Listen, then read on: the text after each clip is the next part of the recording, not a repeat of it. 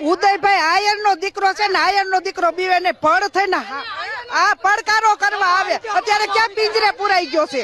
આયર નો દીકરો બીવે ને મેદાન માં આવીને પડકારો કરે ને તો હરમત મારે. મત લેવા ટાણે કેમ આવતો તો? આવ્યા જ નથી, એક વાર નથી આવ્યા. આમ તો જો ધરતીકંપ જેવો માહોલ છે અત્યારે. ધરતીકંપ વખતે જે માહોલ હતો એવો માણસ 4 દીધા ખાધા નથી. મકાન ખાલી કરવા માંડ્યા લોકો. આ તો શું કરે? 8 દિન મુદત આપી છે. આમ તો જોવા માણસ હોયા ગયા. કોઈને મળતું નથી ભાડે. ભાઈ 4 દીધે 32 બનાય.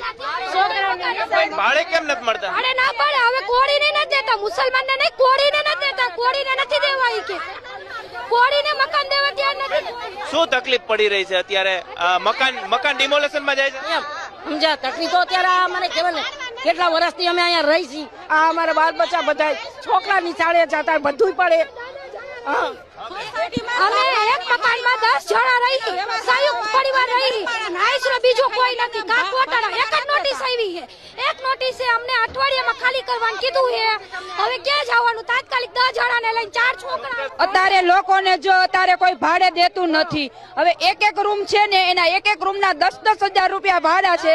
હવે 10,000 ની અંદર 10 જણા 10 વ્યક્તિ ખાવા વાળા છે તો 10,000 રૂપિયા ભાડા ભરે કે 10,000 રૂપિયાના એનું પેટ પાલવે કે છોકરાને ભણતર કરાવે કે લાઇટ બિલ ભરે કે દવાના ખર્ચા કરે. અને આ પબ્લિક જ ભાજપ સરકારને આગળ લઈ આવી છે ને, જનતા જ ભાજપ સરકારને આગળ લઈ આવી છે. તો આજ ભાજપ સરકાર જ આજ આવું આ પબ્લિક ઉપર આવું કરવા માંડ્યા છે.